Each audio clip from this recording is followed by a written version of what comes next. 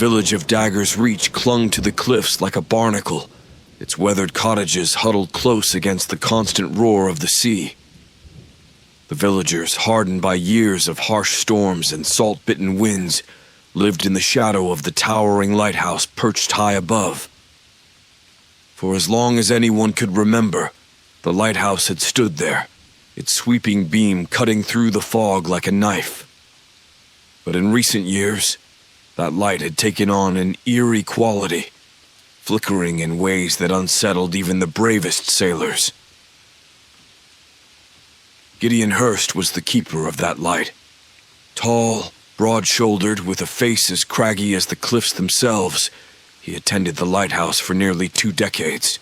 He was a man of few words, respected for his diligence but never truly liked. The villagers said little to him, and less about him. Yet when they passed him in the narrow streets of Dagger's Reach, they averted their eyes, as though something about the man set their nerves on edge. Perhaps it was the way his gaze always seemed to linger too long on the horizon, as if waiting for something more than just the arrival of a ship. On this particular evening, the sea lay quiet, its surface barely disturbed by the whisper of a breeze. The twilight sky glowed faintly pink and gold, but already the fog was beginning to roll in, swallowing the fading light. Gideon stood at the edge of the cliff, staring out into the mist. His hands, rough from years of work, clenched into fists at his sides. The light behind him flickered on, casting long, uneven shadows over the rocks. From the village below, a lone figure began making his way up the steep, winding path to the lighthouse. Jonah Gray was barely 20, his face still soft with youth, but his eyes gleamed with a curiosity that had already gotten him into trouble more than once. He had arrived in Dagger's Reach only a week ago, drawn by the promise of work and the chance to escape the dull life of the inland farms. When he heard the lighthouse keeper was looking for an assistant, he hadn't hesitated. The climb was arduous, and as Jonah neared the top, the air grew heavy with moisture. The lighthouse loomed larger, its pale stone walls glowing faintly in the gloom. When he finally reached the summit, he found Gideon already waiting for him. "You're late," Gideon said, his voice low and gravelly. "Fog slowed me down," Jonah replied, trying to catch his breath. He wiped his damp hands on his trousers, stealing a glance at the man before him. There was something about Gideon's presence that made Jonah's skin crawl, though he couldn't explain why. "You'll get used to it." Gideon turned and walked toward the lighthouse without another word. Jonah hesitated for a moment, then followed, his footsteps muffled by the thickening fog. Inside, the lighthouse was cold and dimly lit. The stone walls seemed to absorb the warmth from the air, and the constant drip of moisture echoed in the silence. Gideon moved with practiced ease, checking the machinery that powered the great beam above them, his eyes never straying far from the spiraling stairs that led to the lantern room. "You'll be helping me with the night watch," Gideon said without looking up. "The light needs to stay steady, especially in weather like this." Jonah nodded, though his eyes were drawn to the narrow staircase. There was something unnerving about the thought of climbing it, of standing alone in the lantern room, surrounded by darkness on all sides. He had heard stories, of course, the ones everyone in the village whispered when they thought no one was listening. Stories of strange lights at sea, of ships disappearing without a trace. And always the lighthouse stood silent, its beam sweeping through the fog like a cold, unblinking eye. "You ever wonder what's out there?" Jonah asked, his voice barely above a whisper. Gideon's hands paused, just for a moment. Then he resumed his work, his face expressionless. "No, and neither should you." Jonah's heart beat a little faster as he glanced toward the stairs once more. The light above flickered again, just for a second. but it was enough to send a chill crawling down his spine. The first night on duty at the lighthouse was quiet, though the fog thickened until the world beyond the windows vanished entirely. Jonah could hear only the low hum of the rotating machinery and the distant crash of waves against the rocks below.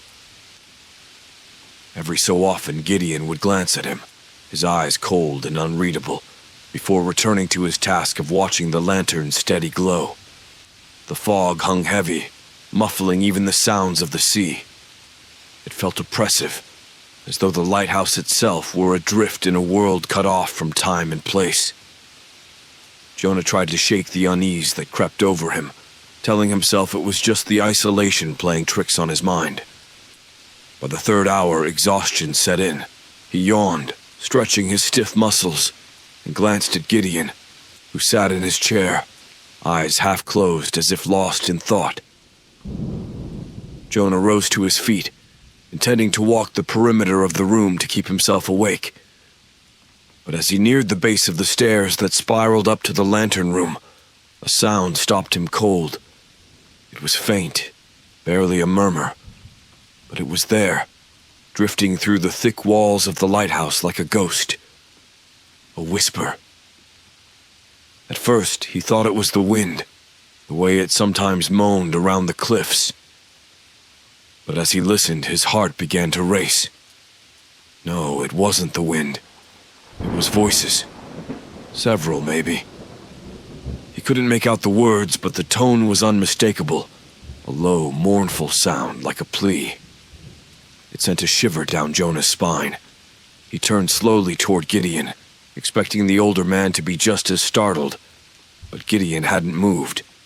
If he'd heard the sound, he gave no sign of it. "Did you—" Jonah started, his voice coming out shakier than he intended. Gideon's eyes flicked open, sharp as glass. "What?" "Voices," Jonah said. "I heard fog can play tricks on you." Gideon's tone was clipped. He stood abruptly, his large frame casting a long shadow across the room. "It messes with the sound, makes you hear things that aren't there." Jonah swallowed, unsure whether to argue. The noise had seemed so real, but Gideon's certainty made him doubt himself. Maybe it was the fog. Without another word, Gideon motioned for him to follow as he started up the stairs toward the lantern room. Jonah hesitated at the base, feeling a twinge of dread as he stared into the darkness above.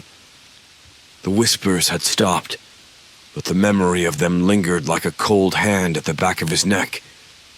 The two climbed in silence. The stairs groaned under their weight, the damp air growing cooler the higher they went. When they reached the top, the lantern's rotating beam illuminated the fog outside in brief, sweeping arcs. Jonah could see nothing beyond that wall of mist. No boats, no horizon, just the endless white.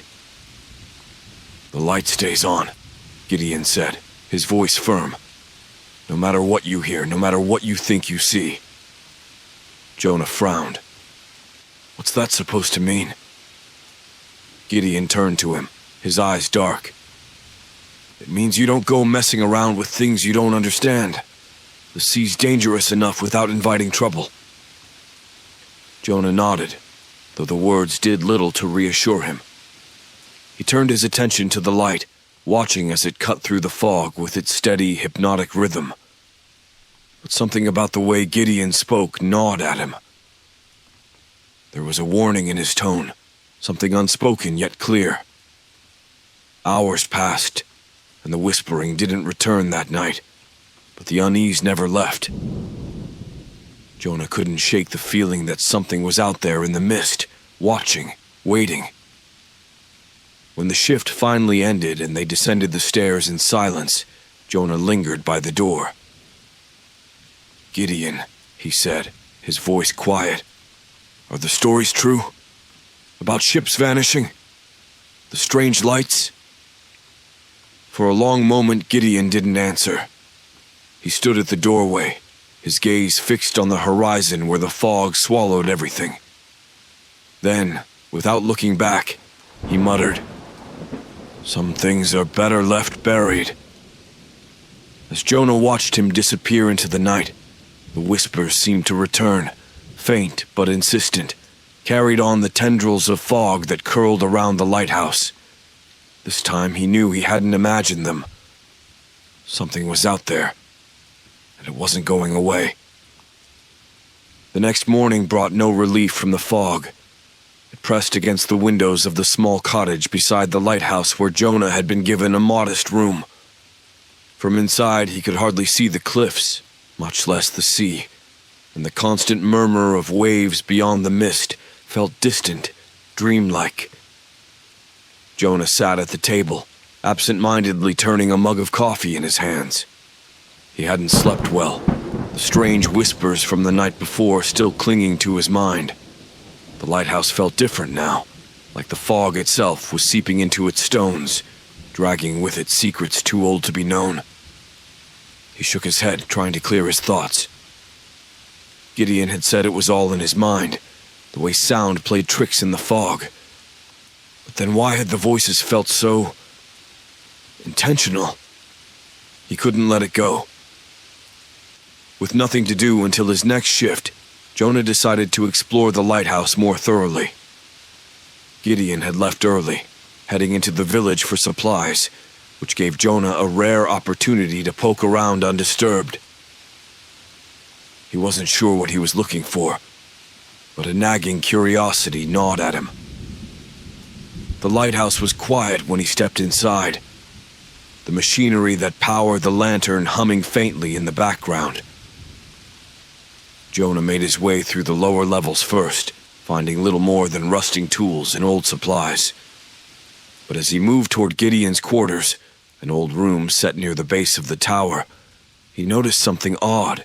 One of the floorboards near the bed looked loose, as if it had been pried up and placed back down hastily. Kneeling beside it, Jonah worked his fingers under the edge of the board and carefully lifted it. Beneath was a small, weathered box covered in a fine layer of dust. His pulse quickened as he pulled it free. It was heavy. The wood splintered at the corners, and the brass latch creaked as he opened it. Inside lay a stack of brittle papers, journals, by the look of them. The top one was marked with a name Jonah didn't recognize. Elias Hurst, 1882. An ancestor of Gideon's, perhaps. Jonah frowned and flipped open the first few pages. The handwriting was faded but legible, the ink scrawled in hasty lines. August 15th. Fog thicker today than any in recent memory. The sea is restless. No ships pass through, yet the light flickered 3 times after nightfall. I must speak with Father about the lantern. Something feels wrong. I hear it now, beneath the beam. A sound like whispering. Jonah's breath caught in his throat. Whispering.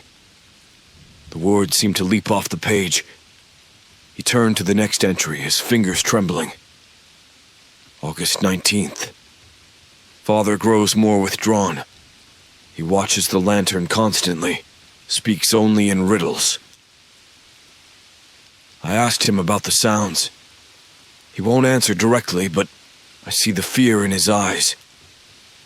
Something lives in the light, he says. Something we cannot understand. He warned me not to look too closely, to let it be. But how can I? It calls to me now, even in sleep. The entries became more erratic after that, with long stretches where Elias wrote nothing at all. When the writing resumed, it was frantic, almost illegible. October 3rd. The pact. I understand now. It was never about the ships. The light must stay on. The sea demands it. But the whispers grow louder. I must. The rest of the page was smeared, as though the ink had run under water. Jonah's heart pounded as he skimmed through the remaining pages, each one darker than the last. Elias spoke of the sea, of offerings, of something old and terrible bound to the light. His last entry was a single line. October 12th. The light flickers.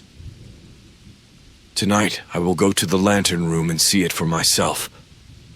There were no more entries after that. No explanation of what Elias had found. No details of what had happened to him.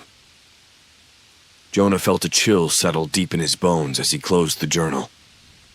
The final entry dated back nearly a century, yet the eerie parallel to what he'd experienced only the night before was unmistakable. Had Gideon known about this? Was that why he was so guarded, so insistent that Jonah stay away from the lantern room? The thought made Jonah's skin prickle with unease. Whatever Gideon was hiding, it was something old, something that had been haunting this lighthouse for generations. As Jonah stood to replace the floorboard, he froze. Outside, just beyond the windows, the fog pressed thick and unmoving, but within it, for the briefest of moments, he saw a shape, a dark silhouette, motionless in the mist, watching the lighthouse. And then it was gone. Jonah's pulse raced as he quickly returned the box to its hiding place. Whatever was lurking out there in the fog, it was watching.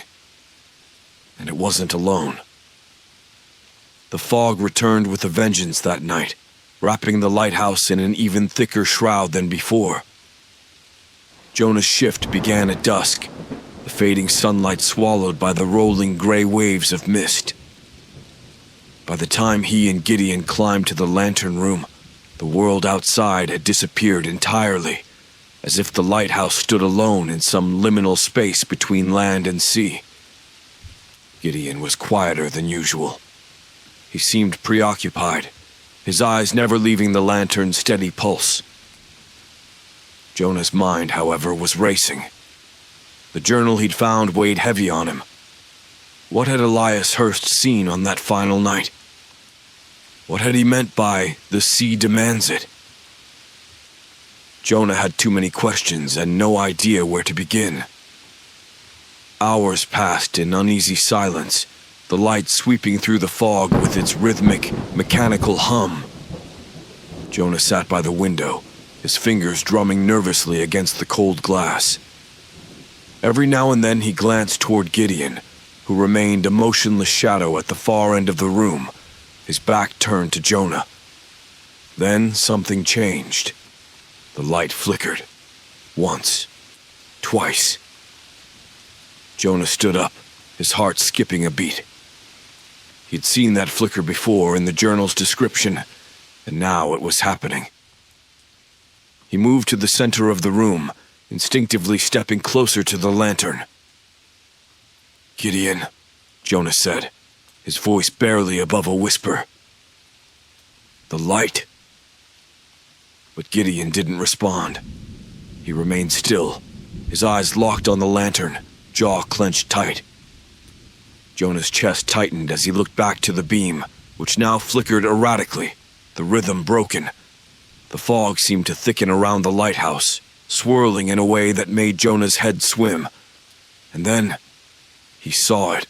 At first, it was nothing more than a shadow, but as the light passed over it again, Jonah caught a clearer glimpse. Something moved within the beam, just beneath it, like a dark mass caught in the lantern's glow. It twisted and writhed, its shape constantly shifting as though it were struggling to maintain form. The sight of it made Jonah's stomach churn with dread. What is that?" Jonah's voice cracked, panic rising in his throat. Gideon stood slowly, his face grim. "I told you not to look." Jonah's eyes widened. "You knew about this?" Gideon's silence spoke volumes. He took a step forward, but Jonah was frozen in place, unable to tear his gaze from the thing inside the light. The more he stared, the clearer it became. A monstrous, shifting mass, its outline like the silhouette of something both human and inhuman. Limbs stretched and contracted grotesquely, the shadows dancing unnaturally with each pass of the beam. It was as if the light itself was trapping the creature, forcing it into some semblance of form. A nauseating whisper rose from the fog, low and guttural, like a language that Jonah couldn't understand but instinctively feared. The same voices he'd heard on his first night were now louder, more insistent. "Is this what's been in the light all this time?" Jonah asked, backing away, his voice shaking. "It's been here longer than that," Gideon said softly. His tone had lost its edge, replaced by something that sounded like resignation. "This lighthouse was never meant to guide ships. It was built to contain... that."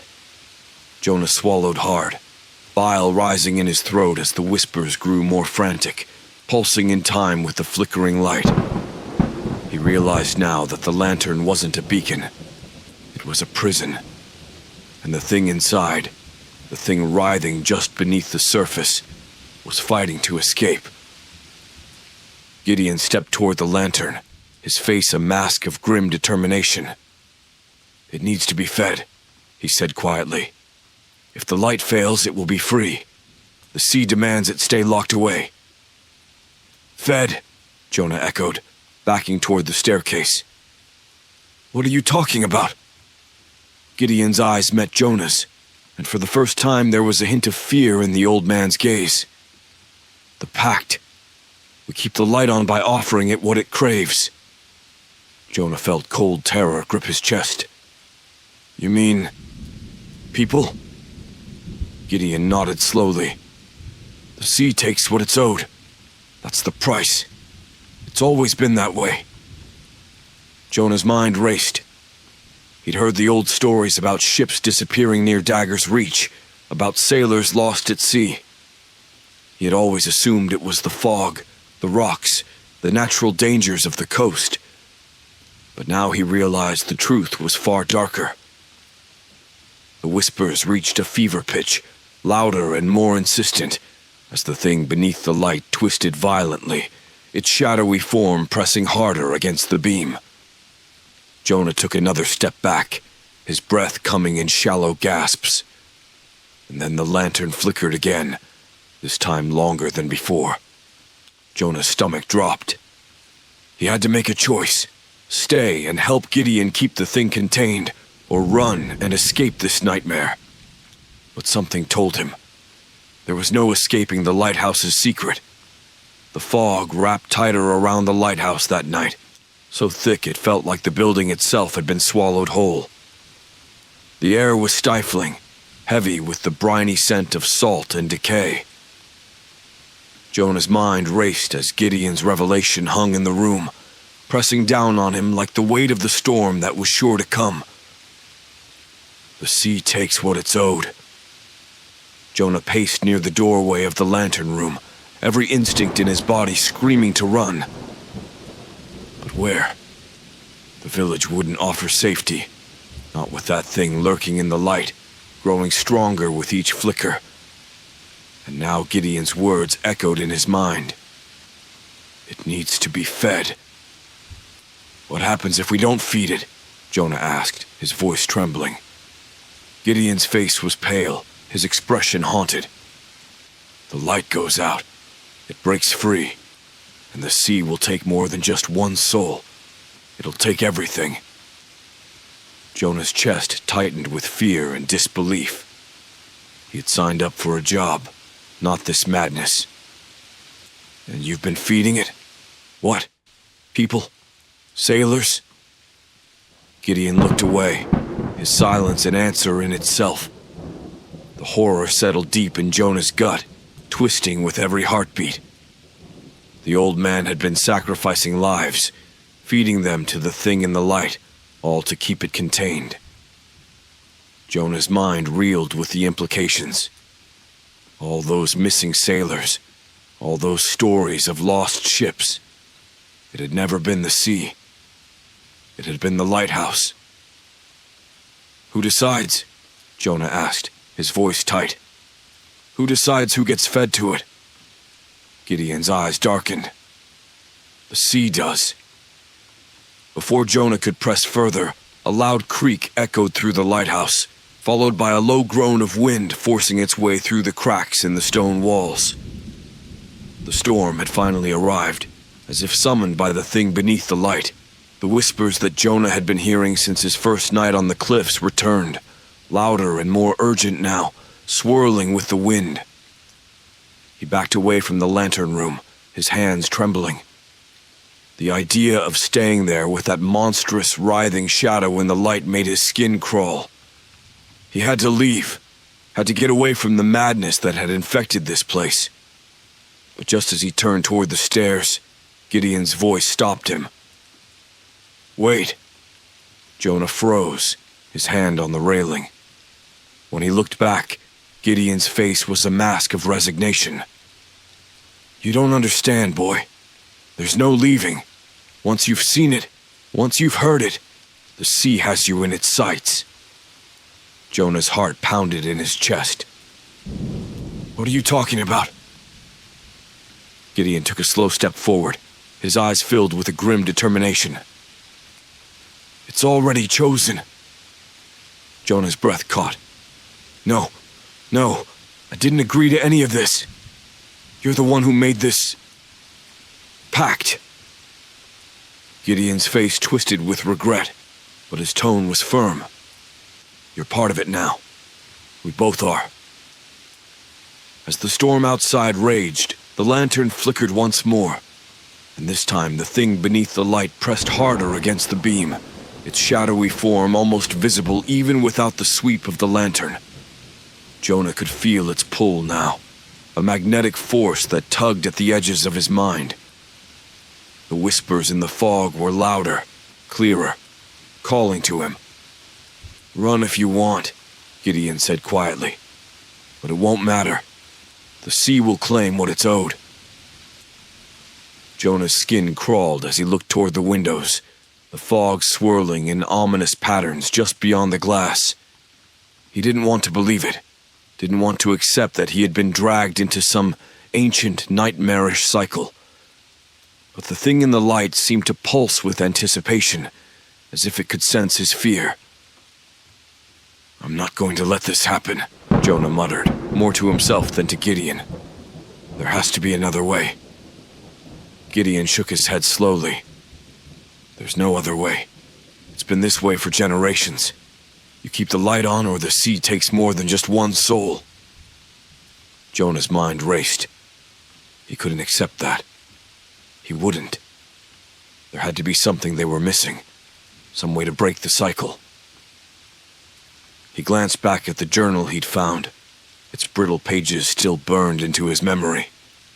Elias had gone to the lantern room, seen something, but there had been no record of him making an offering. Maybe that was the key. Maybe Elias had tried to stop it. But before Jonah could voice his thoughts, a loud, bone-rattling crack of thunder split the air, shaking the lighthouse to its foundations.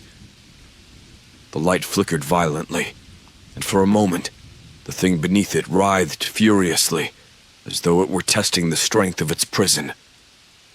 "We're out of time," Gideon said gravely. "The storm's too strong. If the light goes out..." The whispers surged, filling Jonah's mind with their insidious murmur. He backed toward the stairs, heart pounding in his chest. "I'm not going to be a part of this. There has to be a way to end it." Gideon's eyes flashed with something unreadable. Pity, maybe, or guilt. But Jonah didn't wait for him to answer. He bolted down the stairs, the sound of the storm roaring louder, the whispers in the fog chasing him like hounds on a hunt.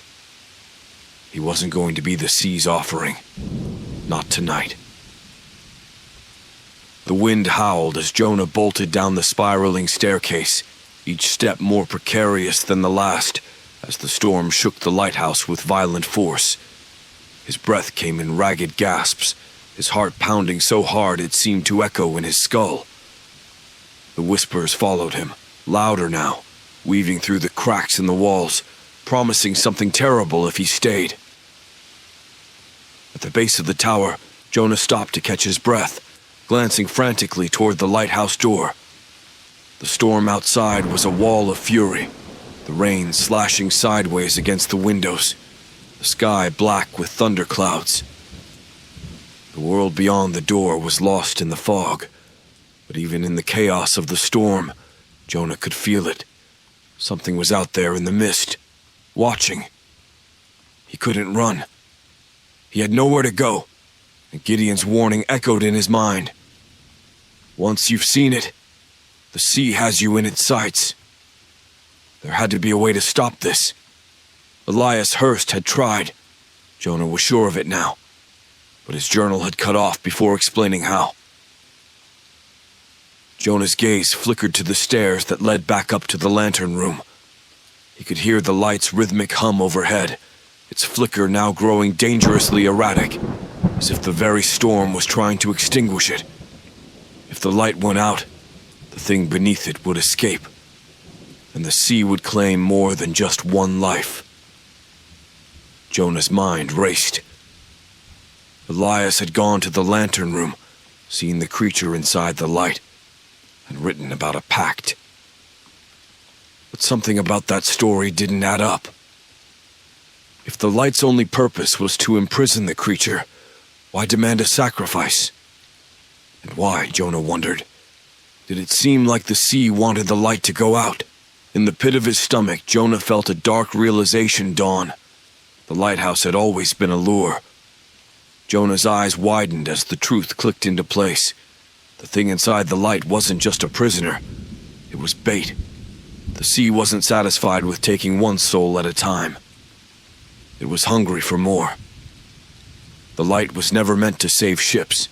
It was designed to lure them in, offering them up to whatever lurked beneath the waves. He felt his stomach churn. The missing sailors, the ships that had disappeared without a trace. They weren't accidents. They were sacrifices. The light kept the creature contained, but in exchange it fed the sea what it craved. The lives of those who dared sail too close. Suddenly, the storm outside felt more like a living thing, an expression of the sea's growing rage. It wanted the light to fail. It wanted the creature free. Jonah knew what he had to do. With a deep breath, he turned and raced back up the stairs, his body trembling with a mixture of fear and determination. Each step felt heavier than the last, the lighthouse groaning under the force of the storm. When he reached the top, he found Gideon standing at the lantern, his weathered face drawn tight with fear and desperation. "The light's failing!" Gideon shouted over the roar of the wind. "I know!" Jonah yelled back, his voice hoarse. He felt the pull of the thing beneath the light more strongly than ever, its form twisting and shifting in the glow, a dark, hungry mass writhing against its cage. "You don't have to do this," Jonah said, stepping toward Gideon. "You don't have to keep feeding it. We can break the cycle." Gideon's eyes flashed with a mixture of sorrow and anger. "You think I haven't tried?" he rasped. "The sea always demands more. It never ends." "It will if we let it go," Jonah said, his voice trembling. "The light, it's a trap. It lures them in. The sea takes the ships, the souls. It's all part of the pact." Gideon stared at Jonah, the full weight of what he was saying sinking in. His hand trembled as he looked toward the lantern, the creature inside now pushing more violently against the glass, its form becoming clearer with each flicker of the failing light. The storm raged on, shaking the lighthouse to its core. The light flickered once, twice, then steadied for a moment, but Jonah could feel it weakening. The creature in the light twisted again, its shadowy limbs thrashing, and the whispers in the fog became a chorus of maddening voices, pulling at Jonah's mind. Gideon's face twisted with grief. "If the light goes out, we're all doomed." "Maybe," Jonah said, stepping closer. "Or maybe it's the only way to stop it. If we break the cycle, the sea won't have anything left to take." For a long, agonizing moment, Gideon didn't move. His eyes flickered between Jonah and the light, the years of guilt and sacrifice etched into his weathered face. Finally, with a deep, ragged breath, he stepped aside. Jonah moved to the lantern, his hands trembling. He could feel the thing beneath it, its hunger, its pull. But he knew now that it wasn't the real threat. The sea had been manipulating them all, using the light to trap the souls it craved. With one final glance at Gideon, Jonah reached for the lever that powered the lantern, and with a single motion, he turned the light off. The storm roared louder than ever, the whispers rising to a deafening crescendo as the light flickered one last time, then went dark. For a moment the world seemed to stop. The fog pressed in, and the thing beneath the light shuddered, its shadowy form stretching toward freedom. But the sea was silent. And then, as quickly as it had come, the storm began to fade.